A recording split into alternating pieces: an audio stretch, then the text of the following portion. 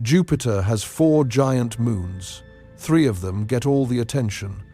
Io screams with volcanic fury. Europa hides a liquid ocean beneath cracked white ice. Ganymede carries its own magnetic field like a small planet. And then there is Callisto, the one nobody talks about, the one scientists once dismissed as a boring hunk of rock and ice. But in 2025, new research confirmed what a few researchers had suspected for years. Callisto is almost certainly hiding a salty ocean of its own beneath the oldest, most heavily cratered surface in the entire solar system. A surface 4 billion years old. A world nearly the size of Mercury, sitting alone at the frozen edge of Jupiter's domain. And when you understand what that actually means, Callisto becomes the most unsettling moon we have ever ignored. If you find this kind of deep space storytelling valuable, a like and a subscribe genuinely help more than you might think. It tells the algorithm that careful, research-driven content is worth sharing, and it keeps us going. Are you comfortable? Now, let's begin. On the 7th of January, 1610, a man in Padua pointed a small telescope at Jupiter and changed the structure of reality. Galileo Galilei was not the first person to look at the night sky through a lens. He was not even the first to aim one at the planets. But he was the one who saw something that shattered 15 centuries of certainty. Jupiter was not alone. It had companions.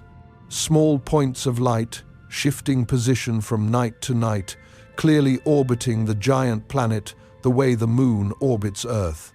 He tracked them carefully, recording their movements in a notebook by candlelight. Within weeks, he had identified 4 worlds circling a planet that was supposed to be circling us. The discovery was a detonation. If moons could orbit Jupiter, then not everything in the heavens revolved around Earth. The philosophical and religious implications were enormous, and Galileo would spend the rest of his life dealing with the consequences. But in the immediate aftermath of that discovery, a quieter pattern was already forming, a pattern that would persist for over 400 years.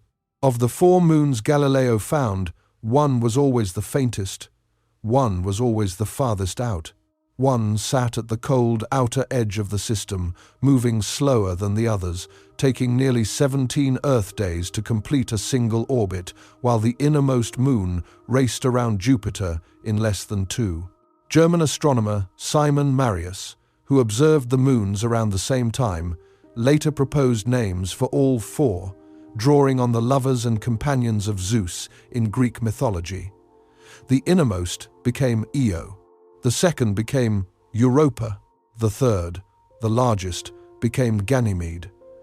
And the outermost, the one that trailed behind the others at the edge of Jupiter's domain, was named Callisto. Even in mythology, Callisto was the one who was cast out. In the Greek story, she was a companion of Artemis, seduced by Zeus and then punished for it, transformed into a bear and hurled into the sky. The name carries exile in its bones, and from the very first night Galileo recorded its position, the moon that bore that name began its long career as the one that nobody paid attention to. For centuries that did not matter. The 4 moons were studied as a group, referred to simply by Roman numerals, Jupiter 1 through Jupiter 4. No spacecraft existed to visit them. No instrument could resolve their surfaces. They were points of light, interesting primarily because of what they proved about the mechanics of the solar system rather than what they were as individual worlds. The real distinction came later. It came when humanity finally sent machines to Jupiter and saw what each of those 4 moons actually looked like up close. And that was the moment Callisto's reputation was sealed. In 1979, NASA's twin Voyager spacecraft swept through the Jovian system on trajectories designed to take advantage of a rare planetary alignment that would not repeat for another century and a half. Voyager 1 arrived in March. Voyager 2 followed in July. Together, they captured the first detailed images of Jupiter's 4 largest moons. And what those images revealed was so dramatic, so varied, and so completely unlike anything scientists had expected that it redefined planetary science overnight. Io was the shock. Its surface was a violent patchwork of reds, oranges, and yellows, covered in active volcanoes erupting sulfur hundreds of kilometers into space. Nothing like it had ever been seen. Before Voyager arrived, most scientists assumed that a moon the size of Io would be geologically dead, a cold, cratered ball of rock, much like Earth's own moon. Instead, Io turned out to be the most volcanically active body in the entire solar system. Plumes of sulfur dioxide were photographed rising above the limb of the moon in real time. The surface was so young, so constantly resurfaced by lava flows, that almost no impact craters were visible. The ground was being erased and rewritten continuously. The cause, scientists quickly determined, was tidal heating. Io orbits so close to Jupiter that the giant planet's gravity physically deforms it with every orbit. The constant flexing generates enormous internal friction, which melts rock deep inside the moon and drives the volcanism at the surface. It was a mechanism nobody had seriously considered before Voyager showed them the result. Europa was the mystery. Smaller than Io, farther from Jupiter, and visually the opposite of its volcanic neighbor, Europa's surface was almost entirely white. A shell of water ice covered the entire moon, crossed by an intricate network of brown and red cracks that stretched for thousands of kilometers. The surface was remarkably smooth, very few craters. That smoothness told scientists something extraordinary. Europa's icy shell was young. Something beneath it was erasing the craters, resurfacing the moon over time. The leading explanation was liquid water. A global ocean, kept warm by its own version of tidal heating, hidden beneath a crust of ice that could be anywhere from a few to tens of kilometers thick. If that ocean existed, Europa was suddenly one of the most important targets in the search for life beyond Earth. The excitement was immediate. It has not faded since. Ganymede was the giant. The largest moon in the solar system, bigger than the planet Mercury, with its own magnetic field, the only moon known to possess one.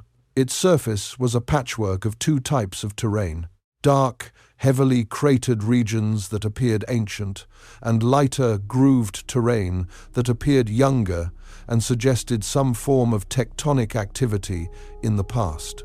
The grooves themselves were striking, parallel ridges and troughs carved into the ice by some internal process that had stretched and fractured the crust, producing a texture that looked almost like the surface of a plowed field seen from altitude. Later data from the Galileo spacecraft would reveal that Ganymede, like Europa, likely harbors a subsurface ocean of its own, sandwiched between layers of ice deep inside its differentiated interior. Ganymede had sorted itself into clean layers early in its history, a dense iron core at the center, a silicate mantle surrounding it, and a thick shell of ice and water above that. It was a world with structure, with history, with evidence that internal processes had shaped and reshaped it across geological time. It was complex, layered, and scientifically rich. It sat in the middle of the Galilean system like an anchor, massive enough to be called a planet if it orbited the Sun instead of Jupiter. And then there was Callisto. When the Voyager cameras turned to the outermost Galilean moon, what they found was a world that looked like it had been left behind. The surface was dark, almost uniformly dark, except for the bright white splashes of ice that marked the peaks and rims of impact craters. And those craters were everywhere, everywhere. Callisto's surface was saturated with them, large craters overlapping smaller craters, ancient basins surrounded by concentric rings of shattered ice. The landscape had the look of something that had been pounded relentlessly for billions of years and had never once fought back. No volcanoes, no cracks suggesting tectonic movement, no smooth plains indicating resurfacing, no plumes, no geysers, no jets of material escaping into space. Callisto looked dead. Not recently dead. Not tragically dead. The way a world that once had activity, but lost it, might look. Callisto looked as though it had never been alive at all. As though it had formed, taken hit after hit for 4 billion years, and simply endured without ever responding. Scientists at the Jet Propulsion Laboratory catalogued what they saw and moved on. One researcher described Callisto as the most boring object in the solar system. Others called it a hunk of rock and ice. The phrase, "ugly duckling," appeared in more than one published account. The attention went to Io and Europa. The funding proposals went to Io and Europa. The magazine covers, the documentaries, the public imagination, all of it flowed toward the moons that were doing something. Callisto was the moon that was doing nothing. And doing nothing, in planetary science as in life, is the fastest way to be forgotten. What made the forgetting so thorough was not just what Callisto lacked at the surface, it was what Callisto lacked internally. And to understand that, you need to understand the engine that drives the other 3 Galilean moons and why Callisto was excluded from it entirely. Io, Europa, and Ganymede exist in what is called a Laplace resonance. For every single orbit Ganymede completes around Jupiter, Europa completes exactly 2, and Io completes exactly 4. This is not a coincidence. It is a gravitational lock, a resonance that developed over billions of years as the moons tugged on each other and settled into a stable rhythmic relationship. The resonance matters because it is the source of the tidal energy that powers everything interesting about those 3 moons. Io's volcanoes exist because the resonance keeps its orbit slightly elliptical, which means the tidal pull from Jupiter varies as Io moves closer and farther away, flexing the moon's interior and generating the heat that melts rock. Europa's ocean likely exists for the same reason. The resonance keeps Europa's orbit slightly eccentric, generating enough tidal heat to maintain liquid water beneath its ice shell. Ganymede, farther from Jupiter and less affected, still receives enough residual tidal energy to drive some internal activity and maintain its magnetic dynamo. Callisto is not part of this resonance. It orbits beyond Ganymede, almost 1.9 million kilometers from Jupiter, too far out to be locked into the gravitational dance of the inner 3. Its orbit is very nearly circular. There is almost no eccentricity, which means there is almost no variation in Jupiter's tidal pull on it, from one part of its orbit to another, which means there is almost no tidal heating.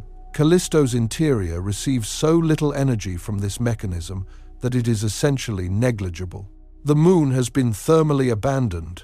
This has consequences that reach far beyond the surface. On Io, tidal heating drives volcanism. On Europa, it maintains an ocean. On Ganymede, it contributed to differentiation, the process by which a body separates into distinct layers as heavier materials sink toward the center and lighter materials rise to the surface. Earth is fully differentiated. It has a dense iron core, a silicate mantle, and a thin crust. Most large moons and planets in the solar system are differentiated to some degree. Callisto is not, or at least not fully. Data from the Galileo spacecraft's gravity measurements in the 1990s showed that Callisto's interior is only partially differentiated. Instead of clean layers of rock and ice, Callisto appears to be a mixed jumble, an incompletely separated world where rock and ice remain partially blended throughout its volume. The implication is striking. Callisto never generated enough internal heat to complete the process of sorting itself out. It formed slowly, accreted cold, and stayed cold. The energy that would have been needed to melt its interior and allow heavy material to sink was never available in sufficient quantity. The moon essentially froze in place, halfway through a process that every other large body in its neighborhood completed billions of years ago. This was the scientific understanding of Callisto for most of the late 20th century. A geologically dead, partially differentiated, heavily cratered ice rock body with no internal engine, no surface activity, and no compelling reason to send a dedicated mission. Europa had the ocean. Io had the volcanoes. Ganymede had the magnetic field. Callisto had craters and silence. Then the Galileo spacecraft arrived at Jupiter in 1995 and stayed for 8 years. And during its repeated flybys of Callisto, it found something that did not fit the narrative. The magnetometer aboard Galileo detected a magnetic signature near Callisto that was consistent with an induced magnetic field. Not a self-generated field like Ganymede's, but a response to Jupiter's rotating magnetic field, a signal that suggested something electrically conductive was present inside the Moon. At Europa and Ganymede, similar signatures had been interpreted as evidence of subsurface saltwater oceans. Saltwater conducts electricity. When Jupiter's powerful and tilted magnetic field sweeps past one of its moons, an electrically conductive layer inside will produce an induced field in response. The detection at Europa was celebrated as one of the strongest pieces of evidence for an ocean. At Callisto, the detection was noted, debated, and largely set aside. The reason was the ionosphere. Callisto has an unexpectedly intense ionosphere, a layer of charged particles in its thin atmosphere that is itself electrically conductive. Scientists could not definitively determine whether the magnetic signature came from a deep ocean or from the ionosphere mimicking the signal of one. The ambiguity was enough to keep Callisto off the front pages. Europa had cleaner evidence. Europa had the cracks and the plumes and the tantalizing surface chemistry. Callisto had a maybe. For more than 2 decades, that maybe lingered without resolution. Other missions flew past the Jovian system. Cassini passed through in 2000 on its way to Saturn and gathered some data. New Horizons did the same in 2007 en route to Pluto. Neither was designed to settle the question of Callisto's interior. The Moon remained in scientific limbo, acknowledged in textbooks but rarely featured in proposals, occasionally mentioned in reviews of ocean worlds but never placed at the center of the conversation. When astrobiologists compiled lists of the most promising ocean worlds in the solar system, the names that appeared were Europa, Enceladus, Ganymede, and sometimes Titan. Callisto, if it appeared at all, came with a footnote, an asterisk, a qualifying phrase like possible but unconfirmed that ensured no one would treat it with the same seriousness. When mission planners designed trajectories for the Jovian system, Callisto appeared in the flight plans not as a scientific destination in its own right, but as a gravitational tool. A massive body whose gravity could be used to bend a spacecraft's orbit into the right shape for reaching Ganymede or adjusting inclination for Jupiter atmospheric studies. Even the JUICE mission, which will perform 21 flybys of Callisto when it arrives at Jupiter in the early 2030s, was designed with Ganymede as its primary target. The Callisto flybys serve a dual purpose.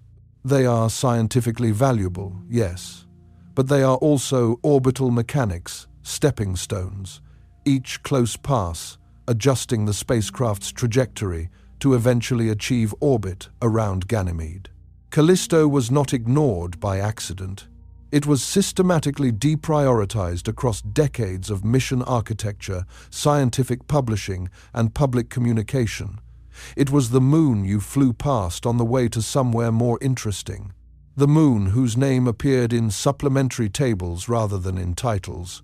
The Moon that was always present in the Jovian system and never present in the conversation about it. Then, in early 2025, a team led by Corey Cochrane at NASA's Jet Propulsion Laboratory published a study in the journal AGU Advances that changed the picture significantly. Cochrane and his colleagues went back to the Galileo magnetometer data and did something no previous study had done. They incorporated all available magnetic measurements from all 8 of Galileo's close flybys of Callisto, not just the cleanest passes, but the full data set. They applied advanced statistical techniques and built computational models that separately accounted for the contributions of both a subsurface ocean and the ionosphere. Their conclusion was clear. The ionosphere alone cannot explain the magnetic observations. A subsurface salty ocean, in combination with the ionosphere, is the scenario that best fits the data across multiple flybys at multiple frequencies. Their models predicted that the ocean is likely at least tens of kilometers thick, encased beneath an ice shell ranging from tens to hundreds of kilometers, with a rocky interior beneath. Callisto, the boring moon, the dead moon, the moon that scientists had spent decades dismissing as geologically inert, very likely has a salty ocean of liquid water hidden deep beneath its ancient battered surface. The study did not prove the ocean exists. Proof will require direct measurement by a spacecraft in orbit or on a close flyby with instruments specifically designed to detect subsurface liquid. But it moved the needle from ambiguous to strongly suggestive, and it placed Callisto squarely back on the list of ocean worlds in our solar system. Later that same year, another piece of the puzzle arrived from an unexpected direction, not from Callisto itself, but from Jupiter. NASA's Juno spacecraft, which has been orbiting Jupiter since 2016 on a polar trajectory designed primarily to study the giant planet's atmosphere and interior, made a discovery that completed a set of observations scientists had been trying to finish for decades. Juno detected the ultraviolet auroral footprint of Callisto on Jupiter's atmosphere. This requires a moment of explanation. Jupiter's magnetic field is the largest and most powerful of any planet in the solar system. It extends millions of kilometers into space and sweeps past all 4 Galilean moons as Jupiter rotates. When those moons interact with the magnetospheric plasma flowing past them, they create disturbances that travel along magnetic field lines back to Jupiter's poles, where they produce localized auroral emissions. These are called satellite footprints, bright spots in Jupiter's aurora that correspond to the position of each moon. Io's footprint was detected first, followed by Europa's and Ganymede's. Callisto's had never been confirmed. Its expected footprint was too faint and too close to Jupiter's main auroral oval to be distinguished from the background. In September 2019, during Juno's 22nd orbit, a massive high-density solar wind event hit Jupiter's magnetosphere hard enough to push the main auroral oval toward the equator. That equatorward shift was just enough to expose the region where Callisto's faint footprint had been hiding. For the first time, Juno detected a double-spot structure in ultraviolet light at the location predicted for Callisto's magnetic interaction, with a peak brightness of approximately 137 kilorayleigh. The result was published in Nature Communications in September 2025. It confirmed that all 4 Galilean moons leave their mark on Jupiter, but it also confirmed something more specific about Callisto. Even the most distant, the quietest, the most overlooked of the 4 is electromagnetically coupled to Jupiter. Callisto does not orbit in isolation. It orbits inside the magnetic field of the most powerful planet in our solar system, and that field is doing things to Callisto that the surface does not reveal. These 2 findings, arriving within months of each other in 2025, did not transform Callisto into the next Europa overnight. They did not generate magazine covers or breathless headlines. They did not redirect funding streams or trigger a surge of mission proposals. What they did was quieter and, in a way, more important. They established that Callisto has been underestimated, that the decades of neglect were not justified by the moon's actual properties, but by a failure of attention, that the scientific community had been so dazzled by the spectacle of Io and the promise of Europa that it had looked at the most heavily cratered surface in the solar system, shrugged, and moved on without asking what might be underneath. Right now, as of this recording, a spacecraft called JUICE is already on its way. The Jupiter Icy Moons Explorer, built by the European Space Agency, launched in April 2023 and is currently performing a series of gravity-assist flybys through the inner solar system. It flew past Venus in August 2025. It will fly past Earth in September 2026 and again in January 2029. It is expected to arrive at Jupiter in July 2031, and when it does, JUICE will perform 21 close flybys of Callisto, passing within as little as 200 kilometers of its surface. 21 dedicated encounters with the Moon that the last generation of planetary scientists treated as an afterthought. Those flybys are designed to answer the question definitively. Does Callisto have a subsurface ocean? JUICE carries a suite of instruments capable of measuring the Moon's gravity field, magnetic environment, surface composition, and internal structure with a precision that Galileo could not approach. If the ocean is there, JUICE should find it. But finding it will not make Callisto less unsettling. If anything, it will make it more so. Because what the ocean means in the context of everything else we know about Callisto, its ancient surface, its incomplete differentiation, its thermal poverty, its position at the cold outer edge of Jupiter's system, is not a story of hidden promise. It is a story of hidden bleakness on a scale that the other Galilean moons do not match. Europa's ocean is warmed by tidal energy and may interact with a rocky seafloor. There is chemistry there. There is potential. Callisto's ocean, if it exists, sits in a world with almost no internal heat source, beneath an ice shell that could be hundreds of kilometers thick, in a body that never generated enough energy to finish separating its own insides. The water down there is not a cradle.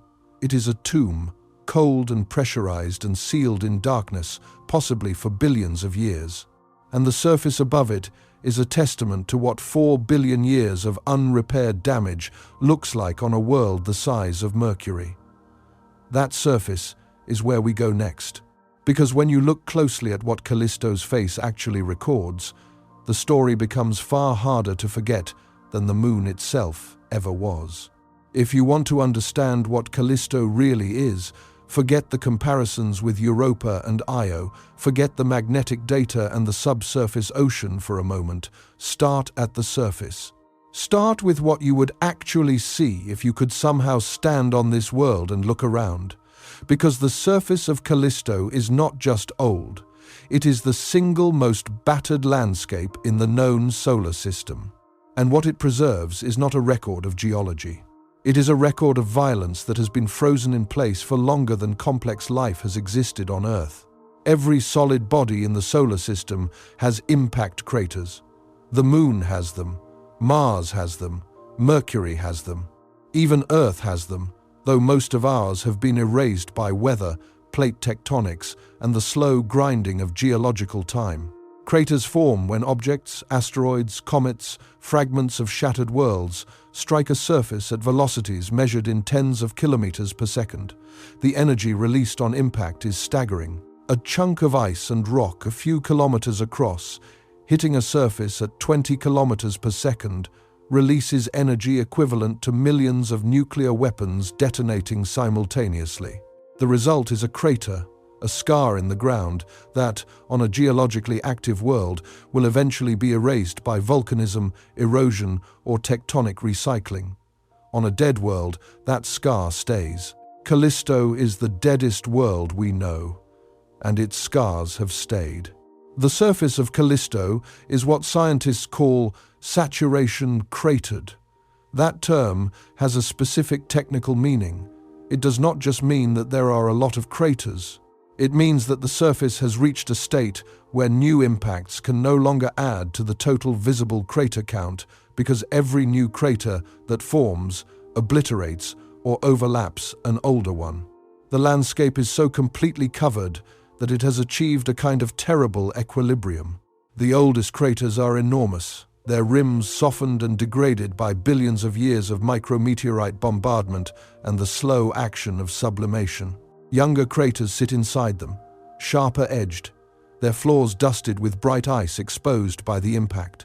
Smaller craters speckle every available surface between the larger ones, and the smallest craters, the ones you would expect to find in the millions on a surface this old, are strangely absent. They have been eroded away by a process that operates with glacial patience across timescales that dwarf anything in human experience. The result is a landscape unlike anything else in the solar system. From orbit, Callisto looks like a dark, bruised sphere. Its overall color is a deep brownish gray, far darker than Europa's brilliant white or Ganymede's mixed terrain. The darkness comes from the non-volatile material that makes up a significant fraction of the surface, a mixture of carbonaceous compounds, silicate dust, and other rocky debris that has been accumulating and concentrating for billions of years as the brighter icy component slowly sublimates away. Sublimation is the process by which solid ice transforms directly into vapor without passing through a liquid phase. On Callisto, where the surface temperature averages approximately -139 degrees Celsius and the atmospheric pressure is essentially zero, water ice, exposed to the vacuum of space, will slowly sublimate when it absorbs even the faint warmth of distant sunlight. The ice vanishes molecule by molecule into the thin carbon dioxide exosphere that barely clings to the moon. What remains behind is the dark material that was mixed into the ice, a lag deposit that builds up over geological time like dust settling on an abandoned floor. This process has been operating on Callisto's surface for billions of years, and it has produced terrain features that are genuinely alien. The Galileo spacecraft's highest resolution images revealed that at small scales, Callisto's surface is covered in a bizarre landscape of bright, icy knobs rising from a smooth, dark blanket of lag material. The knobs are the remnants of small craters and other topographic highs whose icy peaks are protected from sublimation by a cap of frost, while the dark material accumulates in the low-lying areas around them. The overall effect is a surface that looks stippled, textured, almost organic in its irregularity, as though the landscape has been slowly dissolving for so long that only the hardiest features remain standing. Scientists have described these formations as evolved ruins. The term is deliberate. These are not fresh geological features. They are the degraded remnants of structures that formed billions of years ago and have been slowly, silently falling apart ever since, with nothing to rebuild them and nothing to replace them. Spend a moment with that landscape. Imagine standing at the base of one of those knobs, roughly 100 meters tall, a rounded pillar of dirty ice capped with a bright frost that catches the faint, distant sunlight while everything around it sits in shadow. The ground at your feet is smooth and dark, a blanket of carbonaceous lag material that has been settling for longer than any continent on Earth has existed in its current form. The knob itself is not a mountain. It is not a hill in any geological sense. It is a remnant, the last surviving piece of a surface feature that was once much larger, perhaps a crater rim or an ejecta deposit, that has been slowly consumed from below as the ice sublimated and the dark residue accumulated. It is a tombstone for its own former topography, and it is surrounded by dozens of others just like it, extending across the plain in every direction, each one a slightly different height, a slightly different shape, each one recording in its dimensions exactly how much ice has been lost from that particular spot over the preceding billions of years. The landscape looks like a field of worn teeth protruding from dark gums. There is nothing alive about it. There is nothing inviting. There is only the evidence of an almost inconceivably slow disintegration that has been operating without interruption since before the first animals appeared on Earth. Every knob you see is smaller than it was 1,000,000 years ago. Every knob will be smaller still 1,000,000 years from now.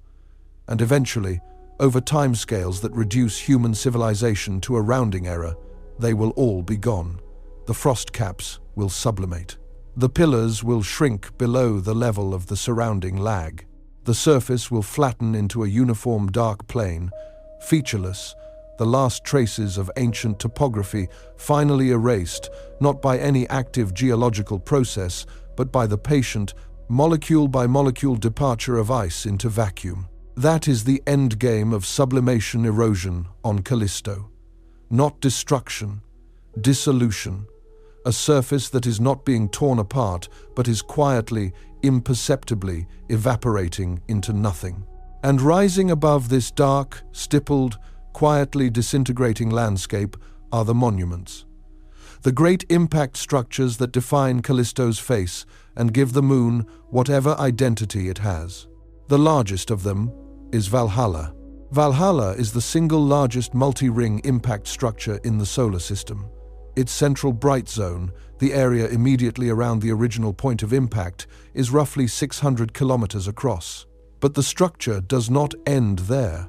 Extending outward from that central region is an enormous system of concentric rings, ridges and troughs that radiate in expanding circles across the surface for nearly 3,800 kilometers in total diameter.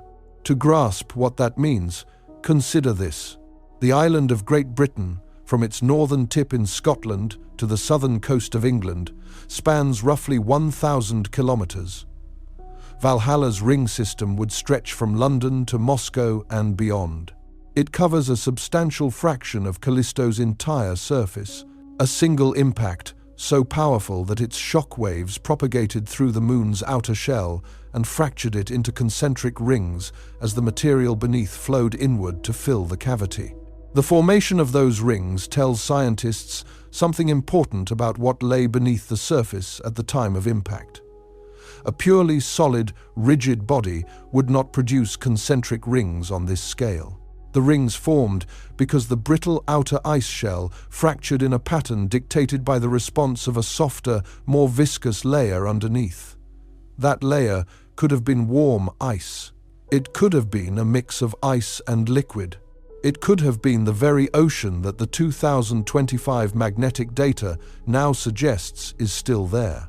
The Valhalla impact, estimated to have occurred somewhere between 2 and 4 billion years ago, may have punched through Callisto's crust deeply enough to interact with whatever lay beneath, and the ring pattern is the frozen record of that interaction. There is a detail about Valhalla that most descriptions omit because it requires understanding a subtlety of impact physics. When a large enough object strikes a spherical body, the seismic energy from the impact propagates not just outward across the surface, but through the interior, converging on the point directly opposite the impact site, the antipodal point. On bodies like Mercury, this focused seismic energy created disrupted terrain at the antipode of major impact basins, chaotic landscapes of broken and jumbled rock produced by the converging shock waves. Scientists looked for this disrupted terrain at Callisto's point opposite Valhalla. They found nothing. The antipodal region is no different from the surrounding cratered plains. The most likely explanation is that a subsurface ocean absorbed the seismic energy before it could converge. The shock waves entered the liquid layer, dissipated through it, and never reached the far side with enough force to disrupt the surface. Valhalla's missing antipodal disruption is itself evidence for the ocean. The absence of a scar is, in this case, proof that something hidden intercepted the blow. Asgard is the second largest multi-ring structure on Callisto, and it carries the same Norse mythological naming convention that characterizes all of the moon's geological features. Its ring system spans roughly 1,600 kilometers, smaller than Valhalla but still enormous by any standard. Like Valhalla, Asgard displays concentric rings that record the fracturing of the surface in response to a catastrophic impact. Other large craters dot the surface with names drawn from the same frozen mythology. Lof, named for a Norse goddess associated with forbidden unions. Bran, Adlinda, Heimdall. The naming convention was established by the International Astronomical Union, which assigns themes to the geological features of different bodies. Callisto was given Norse myth. The choice feels less like a bureaucratic assignment and more like an intuition. These are names from a mythology built around ice, darkness, long winters, and the slow, inevitable destruction of everything at the end of time. Ragnarok, the twilight of the gods, is the foundational story of Norse eschatology, a final battle followed by the submersion of the world in ice and water. Callisto's surface looks like the aftermath. There is another category of surface feature on Callisto that receives almost no public attention but tells one of the most disturbing stories written on any surface in the solar system. Crater chains. Scientists call them catenae. They appear as perfectly linear sequences of craters, each one roughly the same size, marching across the surface in a straight line, like the footprints of something enormous walking across the ice. The largest of these chains, Gomulcatena, stretches for hundreds of kilometers. Others are shorter, but equally precise in their alignment. They look deliberate. They look engineered. They are neither. Crater chains on Callisto are the signature of comets that were torn apart by Jupiter's gravity before they struck the Moon. The mechanism is called tidal disruption. When a comet or a loosely bound asteroid passes too close to Jupiter, the difference in gravitational pull between the side nearest the planet and the side farthest away can exceed the structural strength of the object. It breaks apart, not into random fragments, but into a string of pieces that continue along essentially the same orbital path, separated by small distances, like beads on a wire. If that string of fragments subsequently impacts a nearby moon, each piece strikes the surface in sequence, producing a chain of craters arranged in a near-perfect line. The spacing of the craters records the spacing of the fragments. The uniformity of their size records the uniformity of the breakup. The straightness of the line records the trajectory of the doomed object in the final moments before impact.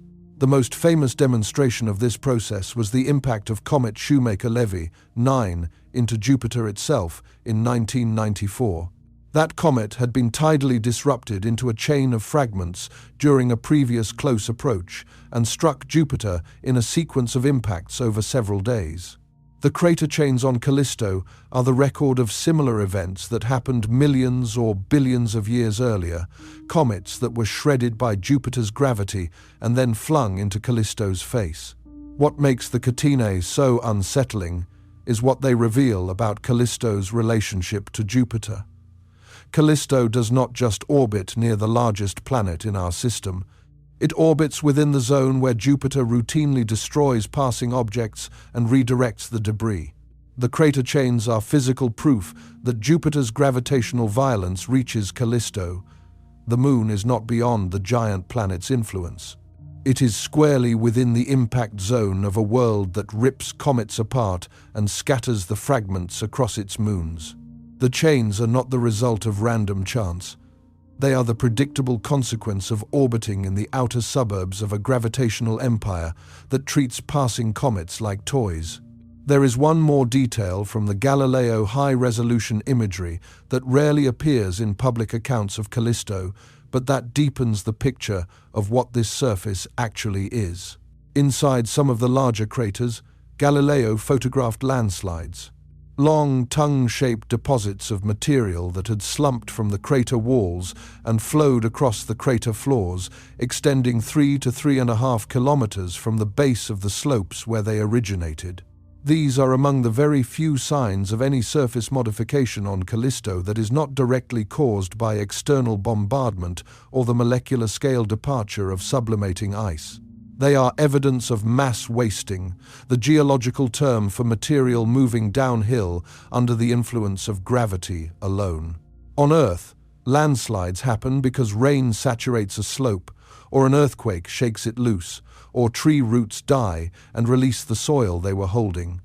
On Callisto, none of those triggers exist. There is no rain. There are no earthquakes. There are no roots. What there are inside these ancient craters are walls of shattered ice that were fractured by the violence of impact and have been sitting at steep angles for millions or billions of years, slowly weakened by thermal cycling and micrometeorite erosion, until gravity finally wins and the material gives way. The walls collapse inward. The debris spreads across the crater floor in a lobe of broken ice and dark rubble, and then it stops. Nothing carries it further. Nothing redistributes it. Nothing buries it, or compacts it, or converts it into something new. The landslide deposit simply sits where it landed, a permanent record of the moment, a crater wall that had been holding itself together since before the dinosaurs existed finally lost the battle with its own weight.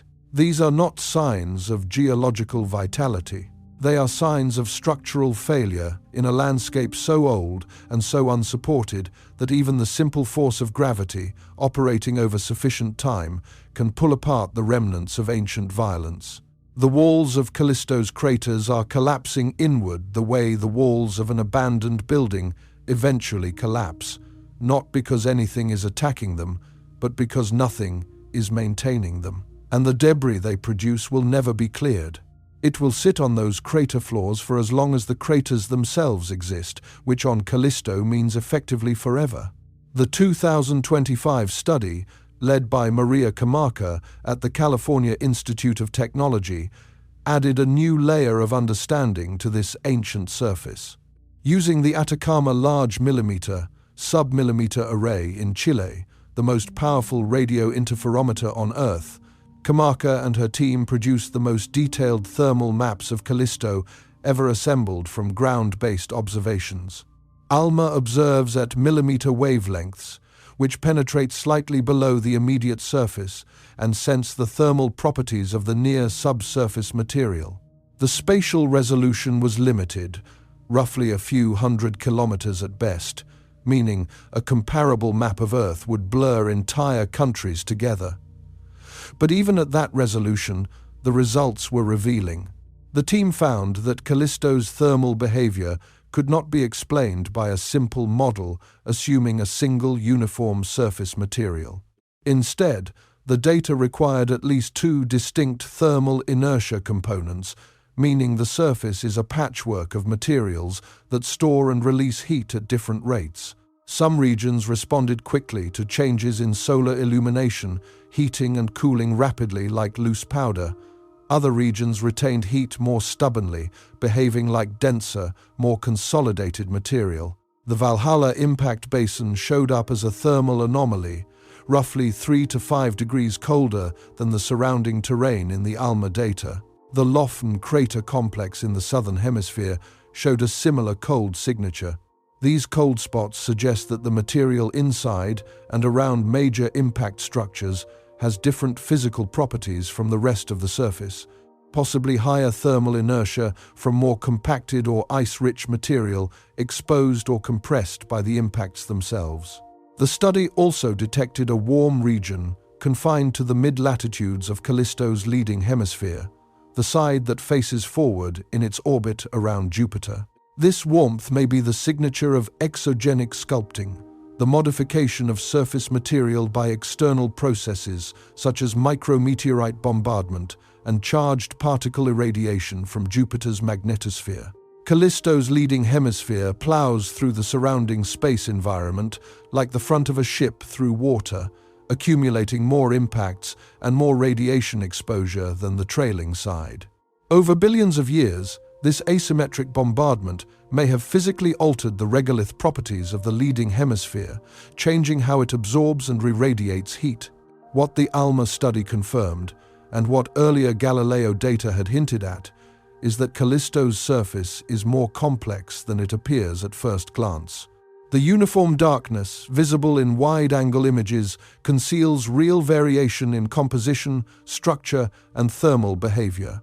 Callisto is not a featureless ball of ice and rubble.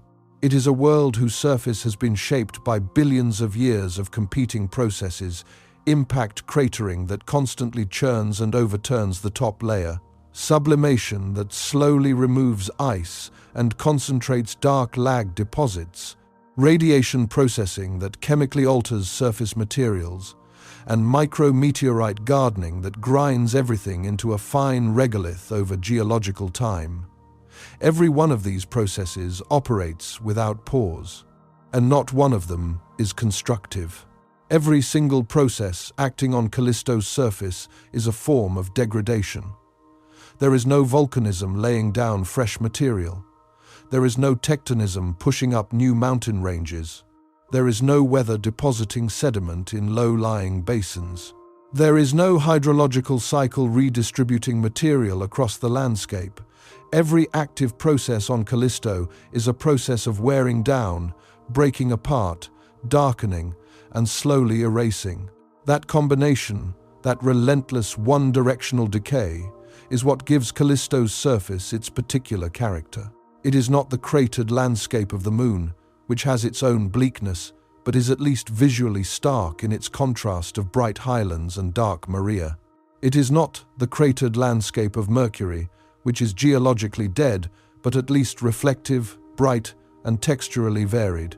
Callisto is dark, uniformly, pervasively, oppressively dark, with an albedo of roughly 0.2, meaning it reflects only about 20% of the sunlight that hits it. By comparison, Europa reflects roughly 70%. Callisto absorbs most of the light that reaches it and gives almost nothing back. From a distance, it looks less like a world and more like a shadow with texture. The composition underlying that darkness has been studied spectroscopically from both spacecraft and ground-based telescopes. The surface contains water ice, confirmed repeatedly across multiple wavelengths. It contains carbon dioxide, both as a surface frost and as the primary component of the tenuous exosphere. It contains silicate minerals, the rocky component of its ice-rock mixture. And it contains organic compounds, complex carbon-bearing molecules whose exact nature is still being characterized. A 2025 spectroscopic mapping study using the Hubble Space Telescope's imaging spectrograph identified absorption features associated with iron-bearing silicates concentrated in and around the Asgard and Fancy's Valhalla impact basins. It also detected features near 320 nanometers that may be related to organic material, and two previously unreported absorption features near 230 and 450 nanometers that might be attributable to irradiated sodium chloride, common salt that has been chemically altered by radiation exposure. The study found little evidence for sulfur-bearing species at ultraviolet and visible wavelengths, which had previously been suggested as a surface component. Instead, the overall picture is of a surface dominated by a mix of dark silicates, organics, and salt, with water ice concentrated at topographic highs and in the ejecta blankets of younger craters. The salt is particularly interesting in the context of the subsurface ocean. If Callisto's ocean is salty, as the magnetic induction data suggests, then salt on the surface could represent material that was once part of that ocean, brought upward by impacts that penetrated deep enough to excavate subsurface material, or carried to the surface through slow geological processes like cryovolcanism, though no evidence of cryovolcanic features has been identified on Callisto. The alternative is that the salt was delivered externally by impacts of salty cometry material. Either way, the presence of irradiated salt on the surface connects the world's exterior to its hidden interior in a way that deepens the complexity of what initially appeared to be a simple, dead landscape. None of this changes what Callisto looks like. It is still dark. It is still cold. Its surface temperature at the equator during local noon reaches perhaps negative 118 degrees Celsius and plunges far colder than that during the long 17-day night. At the poles, temperatures may drop to negative 193 degrees Celsius or below. These are not temperatures at which anything happens quickly. Water ice at these temperatures is as hard as granite. Carbon dioxide is a solid. The dark organic material that blankets the surface sits in a state of near-perfect preservation, altered only by the slow accumulation of radiation damage over billions of years. And this connects to one of the most fundamental facts about Callisto that separates it from every other large body in the Jovian system. Its interior never fully sorted itself out. When large bodies form in the early solar system, they accumulate material through a process of accretion, smaller pieces colliding and sticking together over millions of years. If the body accumulates quickly enough and generates enough heat in the process, whether from the energy of accretion itself, from the decay of radioactive elements, or from tidal forces, its interior melts or softens sufficiently for dense material to sink toward the center and light material to rise toward the surface. This is differentiation. Earth did it completely. So did the Moon. So did Io, Europa, and Ganymede, each to varying degrees. A differentiated body has a layered structure, dense core at the center, lighter mantle and crust above, each layer with distinct physical and chemical properties. Callisto did not finish this process. Gravity data from the Galileo spacecraft showed that Callisto's internal mass distribution is only partially separated. The interior appears to be a mixture of rock and ice that is somewhat denser toward the center than toward the surface, but has never achieved the clean layering of a fully differentiated body. The most widely accepted explanation is that Callisto accreted slowly, so slowly that the heat generated during formation had time to radiate away before it could accumulate sufficiently to melt the interior. Without the Laplace resonance to supply tidal heat, and without a rapid enough accretion to supply gravitational heat, Callisto simply never reached the thermal threshold required to sort its insides into distinct layers. The consequence is a world that is, structurally, almost primordial. Its interior retains a configuration that approximates the original state of the material from which it formed. It is a partial fossil of the circumplanetary disk that surrounded Jupiter more than 4.5 billion years ago.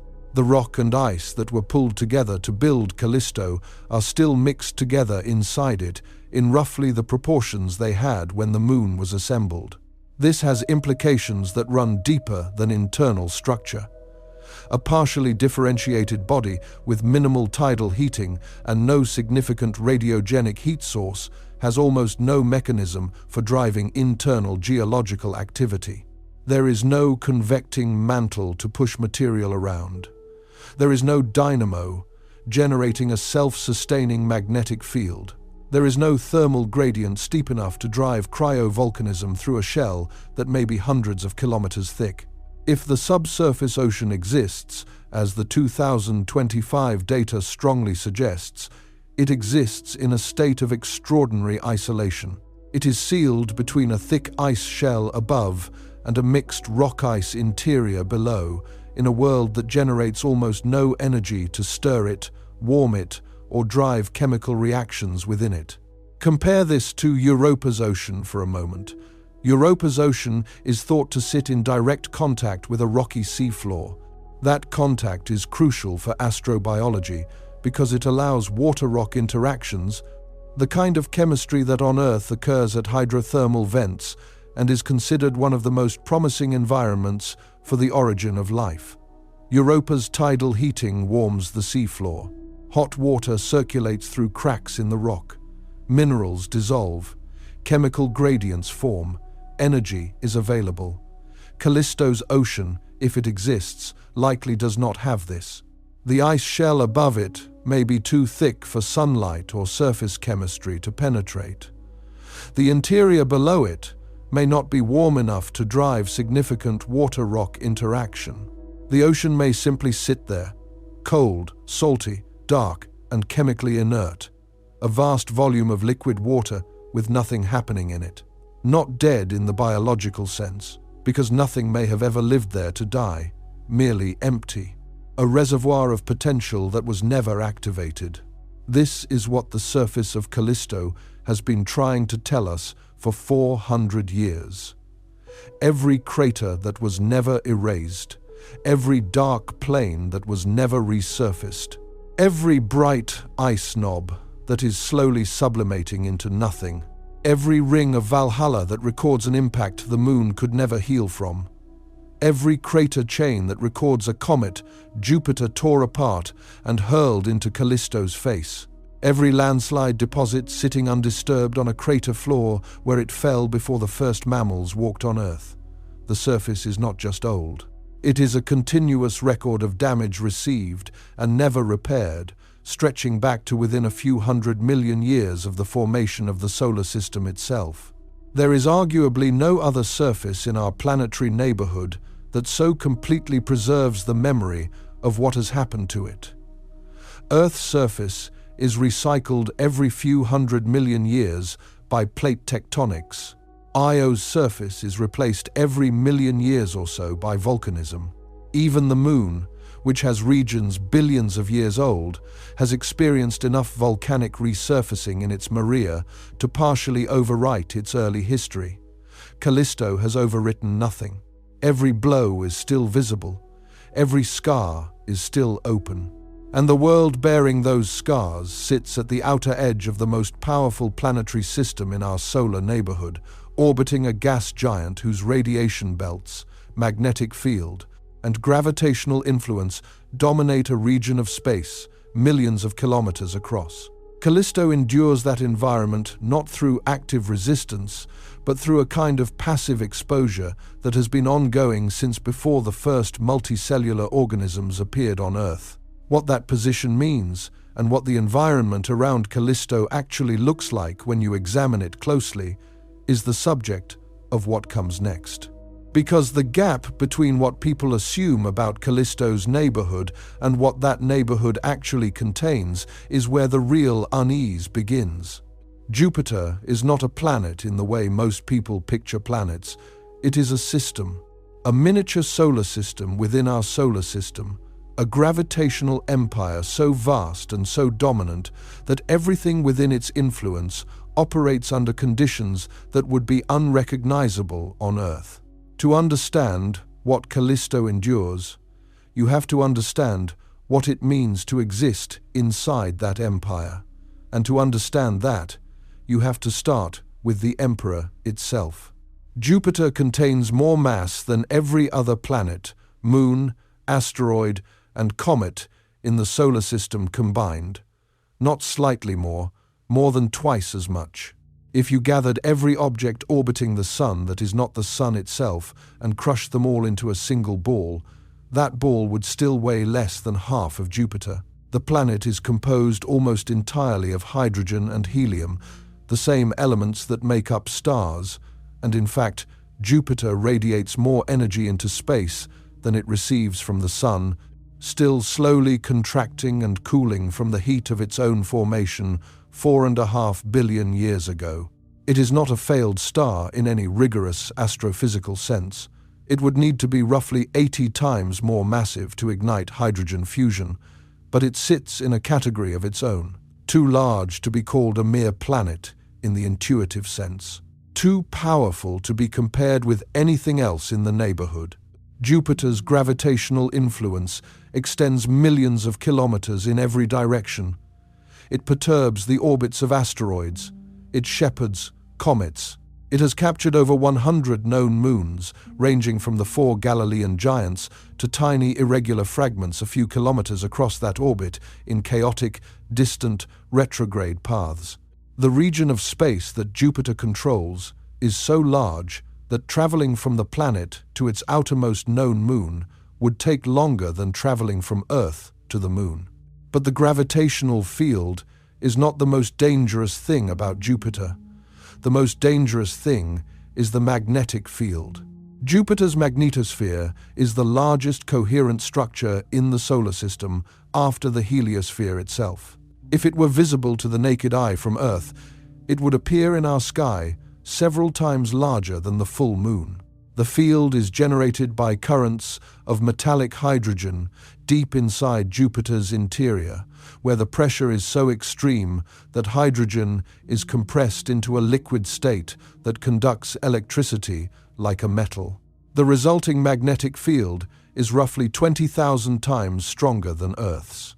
It extends outward from Jupiter in a vast oblate bubble, compressed on the side facing the Sun by the solar wind and stretched into a magnetotail on the far side that reaches beyond the orbit of Saturn, more than 700 million kilometers away.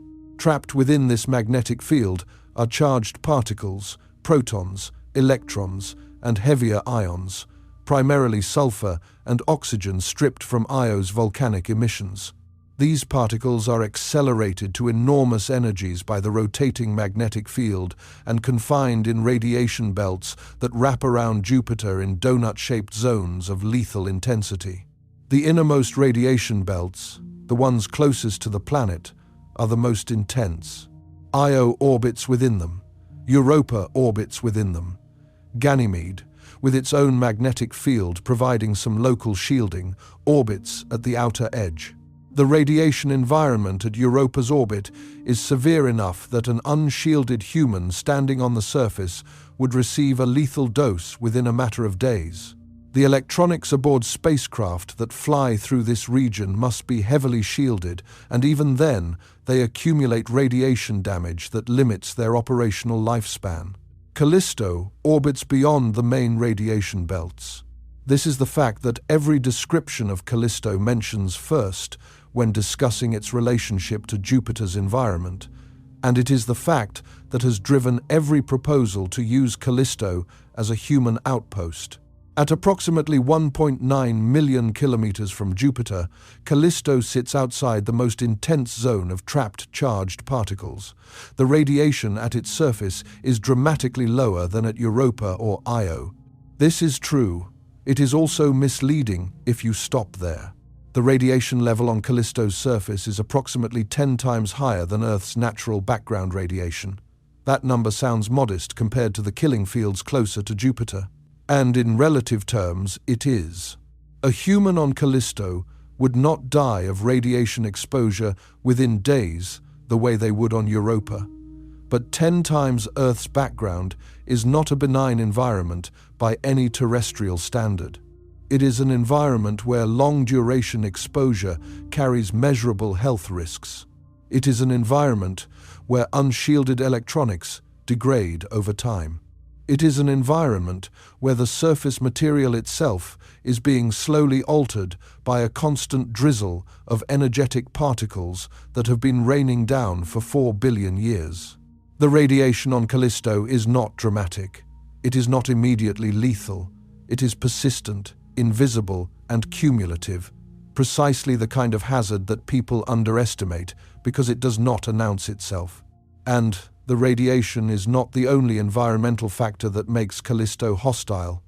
It is merely the one that comparisons with the inner Galilean moons emphasize because the contrast is so striking. Remove the comparison, and what you are left with is a world that would kill an unprotected human in dozens of different ways before radiation became the leading concern. Start with the cold. Callisto's mean surface temperature is approximately negative 139 degrees Celsius. At the equator, during local noon, when the sun is as high as it ever gets and the surface has had hours of faint illumination to warm, temperatures may climb to roughly negative 118 degrees Celsius. During the long night, which lasts over 8 Earth days, because Callisto takes nearly 17 Earth days to complete one rotation that is tidally locked to its orbital period, temperatures plunge further. At the poles, surface temperatures likely drop to negative 190 degrees Celsius or below. For reference, the coldest temperature ever recorded on Earth's surface was negative 89.2 degrees Celsius at the Soviet Vostok station in Antarctica in 1983. Callisto's daytime equatorial temperature is 30 degrees colder than the coldest place on Earth at the coldest moment ever measured. The nighttime temperatures are in a range where carbon dioxide is a solid, where oxygen would be a liquid, and where the very concept of weather as we understand it becomes meaningless because there is almost nothing in the atmosphere to create it. Callisto's atmosphere, if it can be called that, is a tenuous exosphere composed primarily of carbon dioxide with trace amounts of molecular oxygen. The surface pressure is so low that it barely qualifies as measurable. For all practical purposes, Callisto's surface is exposed directly to the vacuum of space. There is no atmospheric pressure to keep liquids stable. There is no wind, no weather, no clouds, no precipitation. There is no sky in the way that a person standing on Earth or even Mars would understand the word. There is a black void overhead punctuated by stars, the distant sun appearing roughly 1/5 the diameter it shows from Earth, and Jupiter. Jupiter would dominate the sky from Callisto's near side, the hemisphere that permanently faces the planet due to tidal locking. From the center of that hemisphere, Jupiter would appear roughly 4.5 degrees across, about 8 or 9 times the apparent diameter of the full moon, as seen from Earth. It would hang motionless in the sky, never rising, never setting, a permanent fixture that shifts in appearance as the planet's cloud bands rotate and its storms churn, but never moves from its position overhead. The great red spot would be visible as it rotated into and out of view.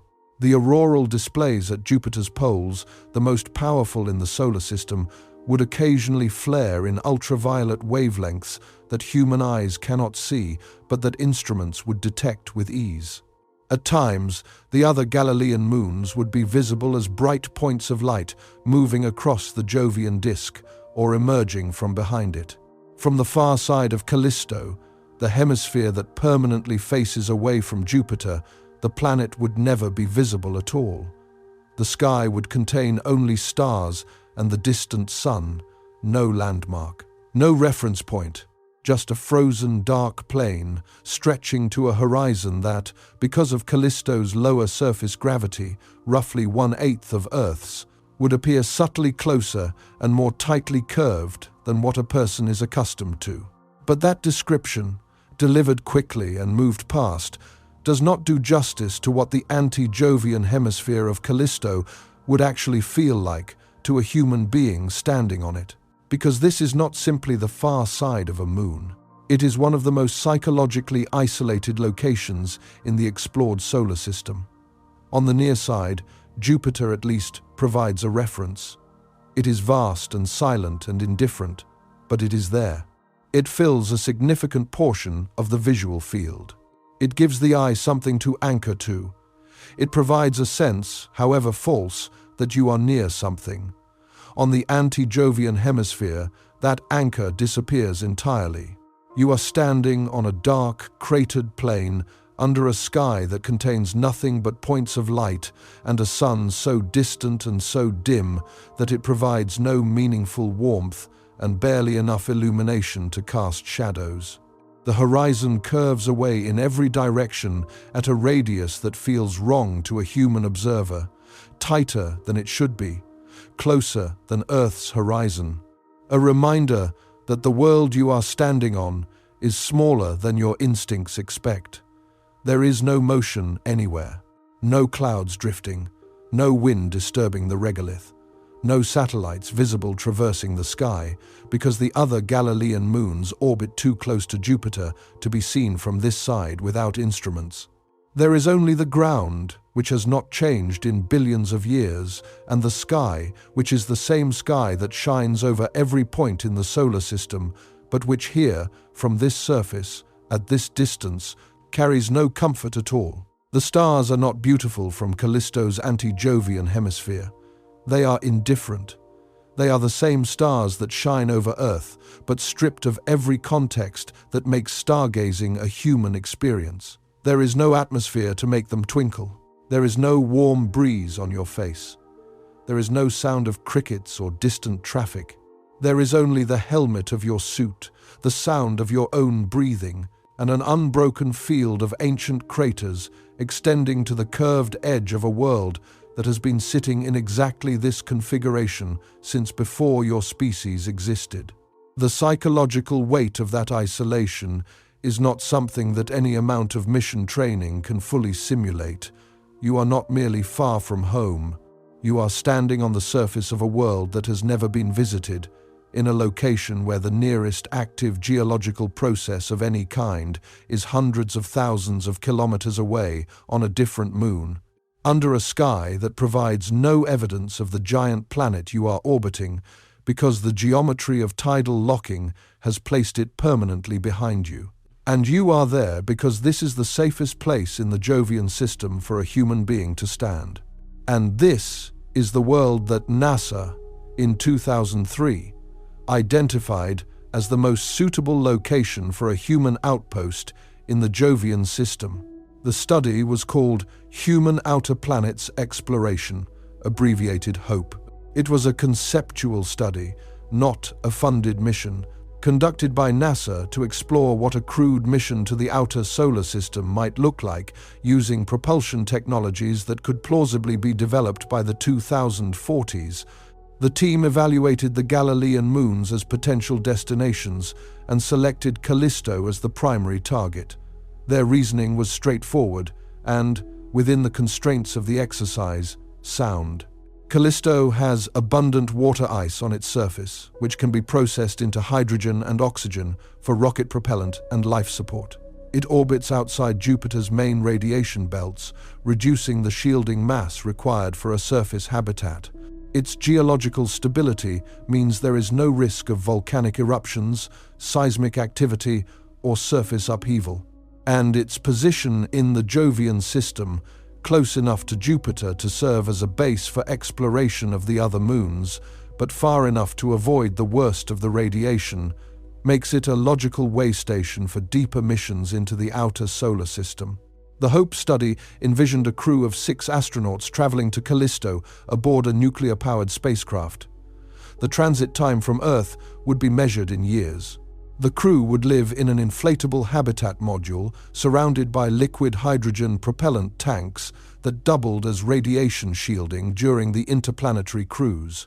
Upon arrival, they would establish a surface base, process local ice into fuel, and use Callisto as a staging point to teleoperate robotic explorers on Europa, which sits close enough for near real-time communication but too deep within Jupiter's radiation belts for safe human habitation. That transit time deserves a moment of attention because it is one of the details that is easiest to mention and hardest to internalize. Jupiter orbits the Sun at a mean distance of roughly 778 million kilometers. Depending on the alignment of the planets and the propulsion technology used, a crewed mission to the Jovian system would take somewhere between 2 and 6 years in each direction. The HOPE study's baseline architecture assumed nuclear electric propulsion, which would place the one-way transit at roughly 2 to 3 years under favorable conditions. 2 to 3 years of travel through the vacuum of interplanetary space, inside a habitat module that is smaller than a modest apartment, with the same 5 other crew members, with no possibility of resupply, no possibility of emergency evacuation, and a communication delay with Earth that grows from minutes to nearly an hour as the spacecraft moves outward past Mars and through the asteroid belt. By the time the crew reaches Callisto, they are farther from Earth than any human being has ever been by a factor of more than 1,000. The distance to the Moon, the farthest point any human has traveled, is roughly 384,000 kilometers.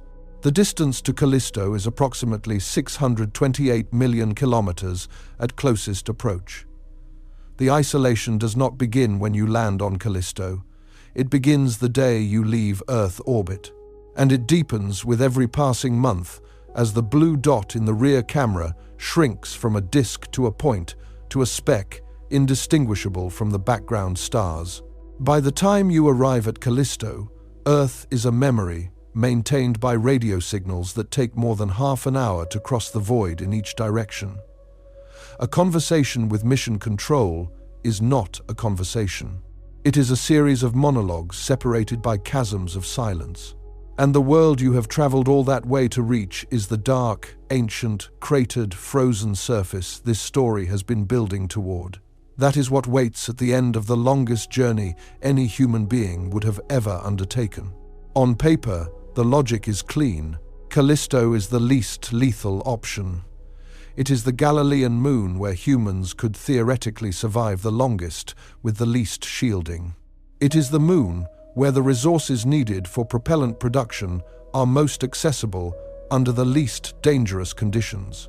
The HOPE study was a serious exercise conducted by serious engineers, and its selection of Callisto was not arbitrary. But consider what the selection actually means. The best place for humans in the Jovian system is a world with no breathable atmosphere, no magnetic field to deflect charged particles, surface temperatures cold enough to make exposed skin freeze solid in seconds, gravity so low that long-term physiological effects would be severe, radiation levels 10 times Earth's ambient background, a surface composed of ancient impact debris and dark organic residue, and a sky that, depending on which hemisphere you occupy, either contains nothing but stars or is dominated by a gas giant so large it would provoke a visceral sense of scale that no amount of training could fully prepare a person for. This is not a criticism of the HOPE study. It is a clarification of what the word safe means when applied to the moons of Jupiter. Safe, in this context, means you will not die within days of stepping outside. It does not mean comfortable. It does not mean survivable without extraordinary technology. It does not mean anything remotely approaching habitable in the intuitive sense. Callisto is the safest of the Galilean moons, the way the least venomous snake in a pit of vipers is the safest snake.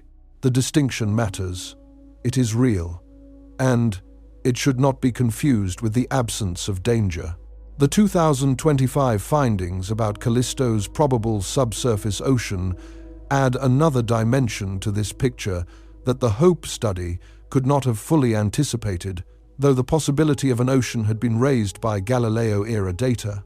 Cochrane and his team's analysis suggests an ocean that is likely at least tens of kilometers thick, as measured from the top of the liquid water to the seafloor, encased beneath an ice shell that could range from tens to hundreds of kilometers in depth. Beneath the ocean lies a rocky interior that, because of Callisto's incomplete differentiation, may still be partially mixed with ice. The thickness of the ice shell is a critical parameter for understanding what the ocean means and what it does not mean. On Europa, the ice shell is estimated to be somewhere between 10 and 30 kilometers thick, depending on the model. That thickness is thin enough that tidal flexing cracks the surface and may allow material from the ocean below to reach the surface through eruptions or seepage. The cracks visible on Europa's surface are direct evidence of this communication between ocean and exterior. On Callisto, an ice shell of 100 or 200 kilometers would represent a barrier so massive that no plausible process could transport material through it. The ocean would be sealed, in a way that Europa's almost certainly is not. No cracks, no plumes, no exchange of material with the surface. The ocean sits in its own sealed chamber, disconnected from the vacuum above and disconnected from any significant energy source below. This disconnection is what makes Callisto's ocean, if confirmed, so fundamentally different from Europa's, and so much harder to frame as promising. Europa's ocean is a site of active chemistry. Tidal heating warms the rocky seafloor. Water circulates, chemicals react. There is a plausible energy gradient that could, in theory, support microbial life. Astrobiologists describe Europa's ocean as one of the most promising environments for life beyond Earth, precisely because it is an active system, a system where energy flows and chemistry evolves.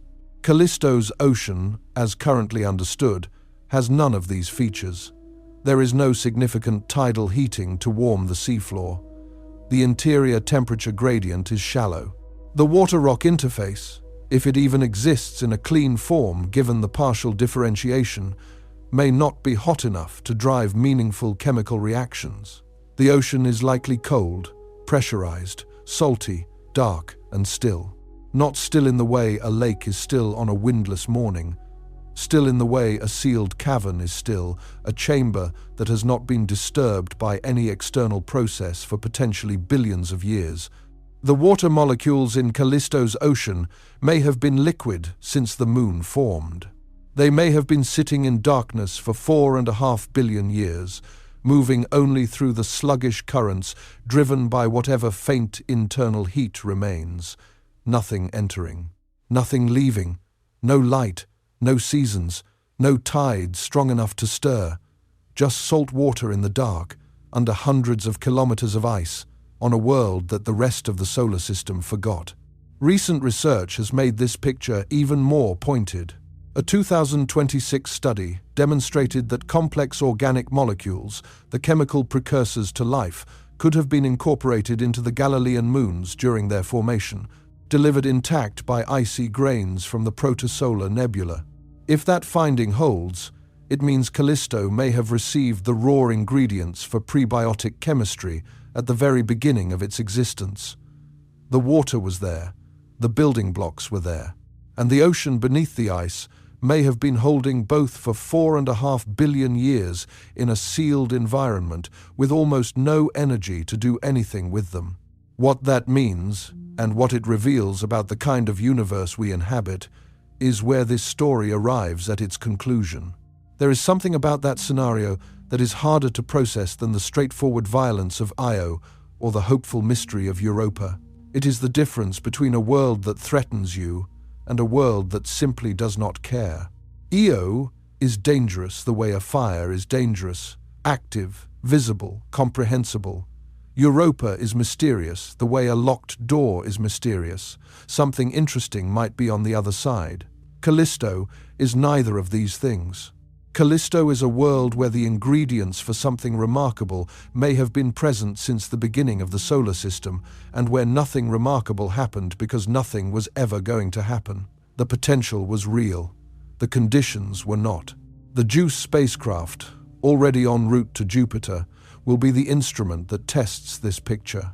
Its 21 close flybys of Callisto will carry a radar sounder designed to penetrate below the ice surface and detect the boundary between solid ice and liquid water, if such a boundary exists. It will measure the induced magnetic field at multiple frequencies and geometries with precision far beyond what Galileo could achieve. Its cameras will image the surface at resolutions that reveal fine-scale features no previous mission has seen. Its spectrometers will map the distribution of ice, organics, salts, and silicates across the globe. NASA's Europa Clipper, also en route and focused primarily on Europa, may gather supporting data during its time in Jupiter orbit. And China's planned Tianwen-4 mission may contribute observations as well, though its final design is still being defined. The convergence of these missions in the early 2030s will represent the most comprehensive investigation of the Jovian system since Galileo. And for the first time, Callisto will receive sustained, dedicated scientific attention rather than being treated as a gravity assist waypoint on the route to somewhere more glamorous. But the data Juice returns, whatever it shows, will not change the fundamental character of the world it is studying. If the ocean is confirmed, Callisto will still be a world where that ocean sits in cold darkness beneath a shell of ice, potentially hundreds of kilometers thick. If the surface composition is mapped in exquisite detail, the map will still show the most heavily cratered, most ancient, most geologically inert landscape in the solar system. If the radiation environment is measured with unprecedented precision, the measurements will still describe a surface that has been slowly irradiated for 4 billion years, with no magnetic field and no substantial atmosphere to provide shielding. Juice will give us a sharper picture of what Callisto is. It will not make what Callisto is any less disquieting. The moon sits at the edge of a system defined by extremes. Io burns, Europa cracks and seeps. Ganymede hums with its own magnetic field. Jupiter itself roars with radiation and gravitational power that shapes everything within millions of kilometers. And at the outer boundary of all that fury, at the point where the Laplace resonance no longer reaches and the radiation belts thin, just enough to reduce the lethality from immediate to gradual, Callisto orbits in silence. It has been orbiting in silence since before life on Earth crawled out of the ocean.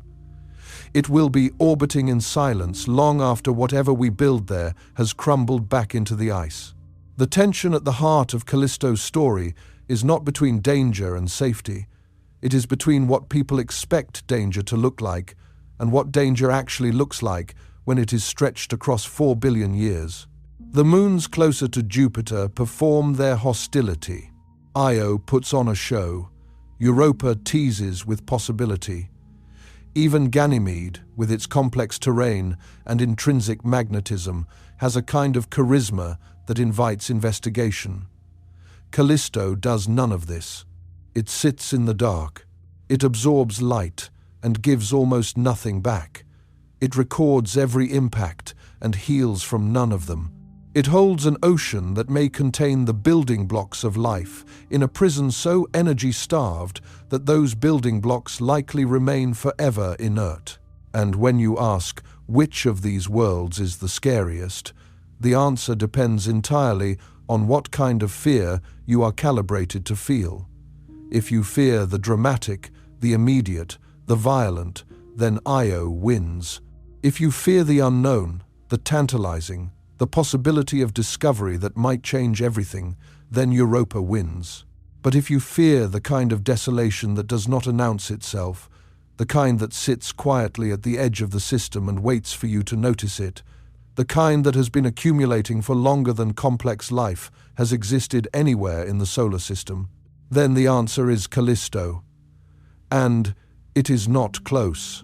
What that desolation means in the broader context of how humans understand danger, how we relate to silence, and what it says about the universe we live in is where this story ends. Because the scariest thing about Callisto is not what it does to you. It is what it reveals about the kind of cosmos that would build such a world and then leave it there, untouched, for 4 billion years. There is a particular kind of fear that most people never learn the vocabulary for. It is not the fear of something coming toward you, not the fear of a predator or a storm or an explosion. Those fears are ancient. They are wired into the nervous system. They produce adrenaline, a racing heart, the overwhelming urge to run. They are dramatic, legible, and in a strange way, manageable, because they come with a built-in response. You see the threat. You react. The fear has a shape, and the shape tells you what to do. The fear that Callisto represents has no shape. It is the fear of arriving somewhere and finding nothing. Not nothing dangerous, not nothing mysterious, just nothing.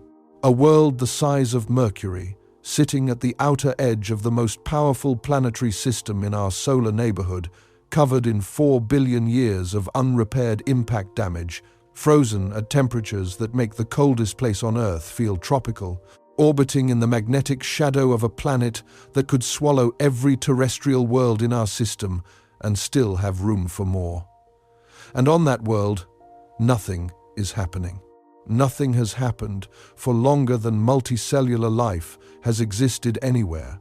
Nothing will happen for as long as the sun continues to burn. The craters will sit there. The dark regolith will continue its slow sublimation. The ice knobs will shrink by fractions of a millimeter per century. The ocean below, if it is there, will remain sealed in its lightless chamber, cold and pressurized and motionless, except for whatever faint convective currents the last residual heat of formation can sustain. And that is it. That is the entire future of Callisto, barring an intervention from outside that no natural process is likely to provide. This is not the kind of fear that makes a good movie trailer. You cannot set it to dramatic music. You cannot cut to a shot of something lunging out of the darkness. The darkness is the point. The emptiness is the point. The 4 billion years of accumulated indifference is the point.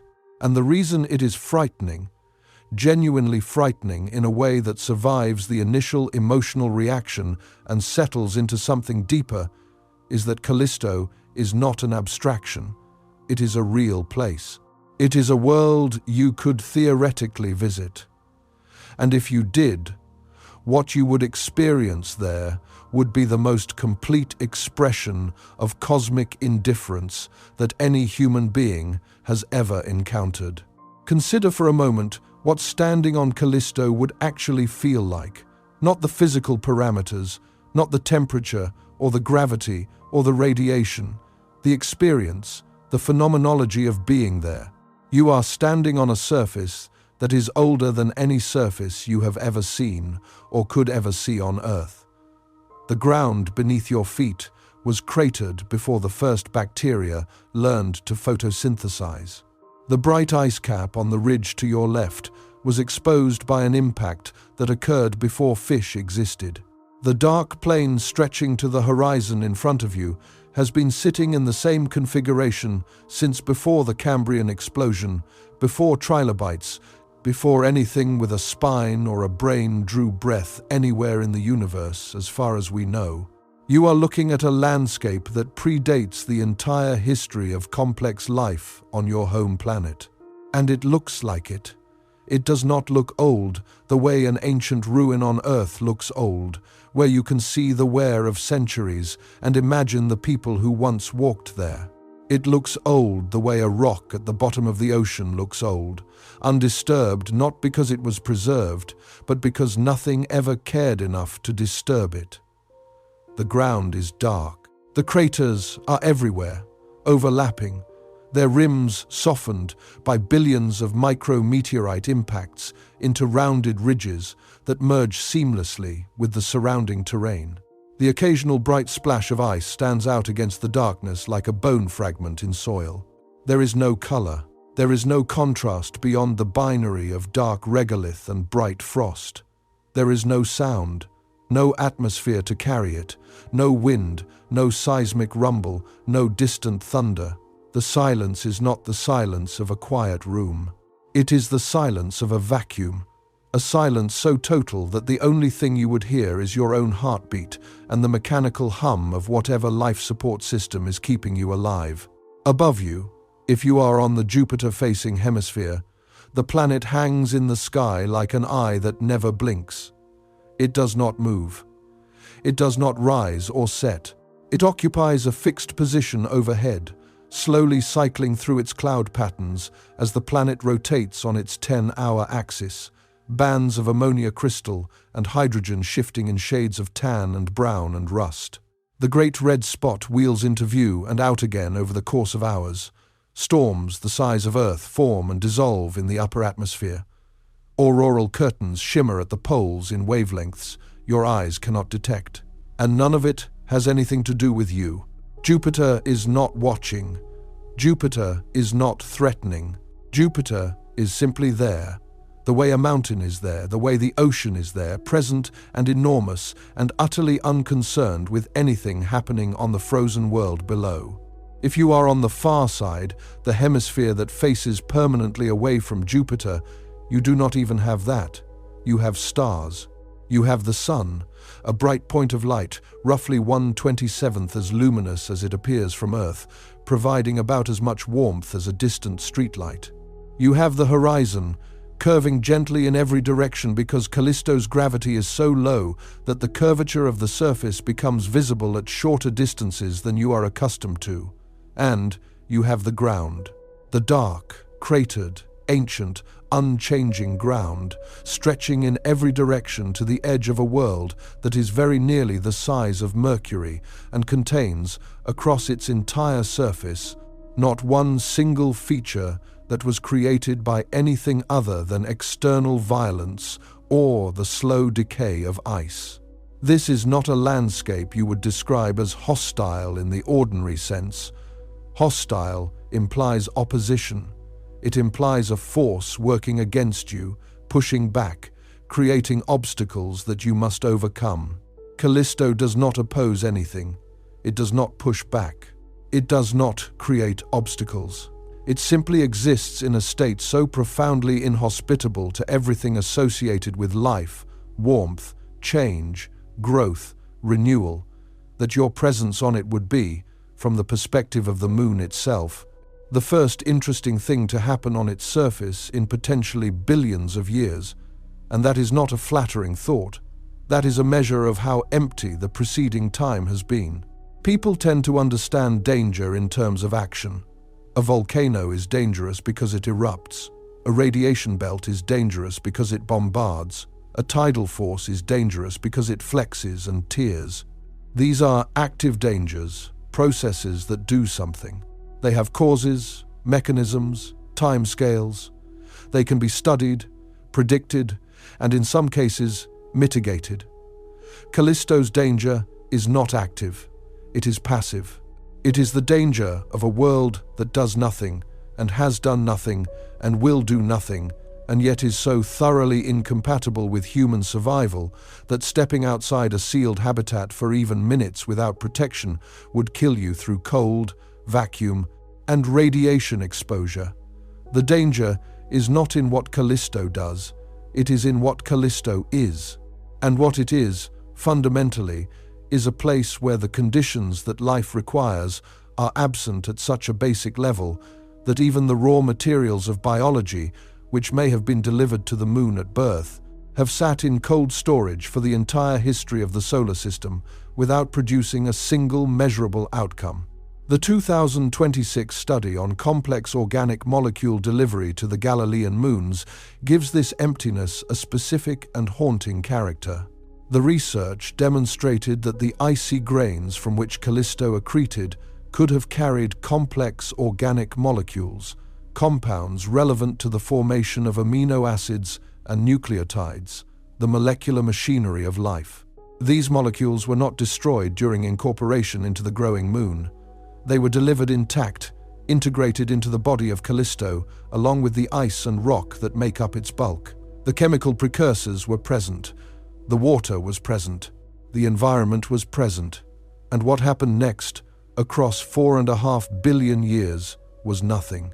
On Earth, similar ingredients in a similar solvent, liquid water, produced life within the first billion years, and possibly much sooner. The exact mechanism remains one of the great open questions in science, but the timeline suggests that once the right conditions converge, biology can emerge with what appears to be surprising speed. On Europa, the conditions may be converging right now. Tidal heating provides energy. A rocky seafloor provides mineral substrates. The ocean circulates. Chemistry evolves. Whether life has actually emerged on Europa is unknown, but the ingredients and the energy are both present in the right configuration for scientists to take the possibility seriously. Callisto had the ingredients. It may have had the water from the very beginning. What it never had was the energy. And without energy, chemistry does not evolve. Molecules do not combine into more complex structures. Reactions do not cascade into self-sustaining cycles. The organic molecules delivered to Callisto at formation are, in all likelihood, still organic molecules, sitting in cold salt water, unchanged, unreacted, waiting for a chemical kick that the universe never provided. They are fossils of potential. Records of what could have been if one additional factor had been present, and that one factor, energy, was denied to Callisto by nothing more than its position, roughly 75% farther from Jupiter than Ganymede. Outside the Laplace resonance, by an accident of orbital mechanics, excluded from the tidal heating engine that drives everything interesting about the inner three moons. Callisto did not fail to develop life because of some catastrophic event or some fundamental incompatibility. It failed, if failure is even the right word for a process that never started, because it was in the wrong place. A few 100,000 kilometers closer to Jupiter, and everything might have been different. This is the kind of realization that produces a specific emotional response in people who think about it long enough. It is not grief, because grief implies loss, and Callisto never had the thing that would need to be lost. It is not anger, because anger implies an agent that caused the situation, and no agent is responsible. The orbital mechanics of the Jovian system are not cruel, they are not unkind, they are not anything. They are math, and the math placed Callisto where the energy was not. The emotional response is closer to something like vertigo, a sense of the scale of contingency. A recognition that the difference between a world that produces life and a world that sits in frozen silence for 4.5 billion years can come down to nothing more than a fraction of an orbital distance, a gravitational resonance that either catches you or does not. A quantity of tidal heating that either crosses the threshold or falls short. Earth crossed every threshold. Callisto crossed none of the ones that matter most. And both worlds are made of broadly similar materials, assembled from the same solar nebula, orbiting within the same solar system, subject to the same laws of physics. The difference in outcome is so extreme that it should provoke a recalibration of how people think about the word habitable. Habitable is not a binary property. It is not something a world either has or does not have. It is a spectrum. And the distance between the habitable end and the Callisto end of that spectrum is measured not in physical units, but in the presence or absence of conditions so specific, so narrowly defined, that a world can possess water, organic chemistry, and billions of years of time and still produce absolutely nothing. This is what Callisto teaches, not as a science lesson, though the science is real and important, as something closer to a philosophical demonstration, a proof of concept for the idea that the universe is not inherently generative, it does not tend toward complexity, it does not favor life, it does not reward potential with outcome. It provides conditions, and if those conditions happen to align in the extraordinarily specific way required for chemistry to become biology, then life appears. And if they do not align, then a world the size of Mercury sits in frozen silence at the edge of a gas giant's domain for longer than the entire history of animal life on Earth, and nothing happens, nothing at all. And the universe does not notice, because the universe is not paying attention. The universe has never paid attention. Attention is something that life does, and Callisto is a world where life almost certainly never got the chance. There is a temptation, when confronting a place like Callisto, to reach for meaning, to frame the silence as significant, to describe the desolation as a warning or a lesson or a mirror for human concerns. And to some extent, that framing is inevitable. Humans are meaning-making creatures. We cannot look at 4 billion years of nothing and simply accept it as 4 billion years of nothing. We want it to say something. We want the craters to be metaphors. We want the darkness to represent something we can name. But the honest response to Callisto may be the more difficult one. The silence does not mean anything. The desolation is not symbolic. The 4 billion years of unchanging surface are not a commentary on anything. They are simply what happens when a world of this composition forms at this distance from a planet of that mass and is excluded from the orbital resonance that provides energy to its neighbors. The result is not a horror in the literary sense. It is a horror in the existential sense. It is the recognition that the universe contains worlds like this by the billions, worlds with water and organic chemistry and nothing else, worlds where the conditions fell short by some imperceptibly small margin, and the result was eternal emptiness rather than the cascading miracle of biology. Callisto is not unique. It is representative. It is what most worlds with water probably look like: cold, dark, silent, inert, and impossibly, incomprehensibly old. When the JUICE spacecraft finally reaches Callisto in the early 2030s and begins the closest sustained investigation this moon has ever received, we will learn things about it that no generation before ours has known. The instruments will do their work. The data will flow back across hundreds of millions of kilometers. The ocean will be confirmed or refuted. The ice shell will be measured. The surface will be mapped in detail that transforms a dark blur into a world with specific features, specific chemistry, specific structure. And when the papers are published and the textbooks are updated and the models are refined, Callisto will still be what it has always been. A world that received the raw materials for something remarkable and never did anything with them because the energy was never there. No spacecraft can change that. No instrument can undo 4.5 billion years of stillness. Juice will tell us what Callisto is, with a clarity we have never had before. But what Callisto is has not changed since before the first living cell divided on Earth. And knowing it more precisely will not make it less disquieting. It will make it more so, because precision removes the last hiding place for hope. The scariest moon in our solar system is not the one with the volcanoes. Volcanoes are comprehensible, they are dramatic, and drama can be managed. The scariest moon is not the one with the hidden ocean and the icy plumes and the tantalizing chemistry. That moon is exciting, it is hopeful, it is a mystery that might have a beautiful answer. The scariest moon is the one that has everything except the one thing that matters.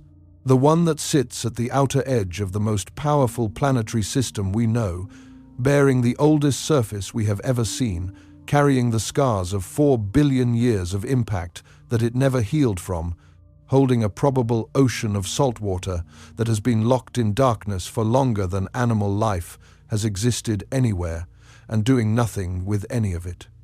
The scariest moon is the one that does not need to threaten you. It simply shows you, with perfect and impassive clarity, what the default state of the universe looks like when life is not there to interrupt it. Callisto is that moon.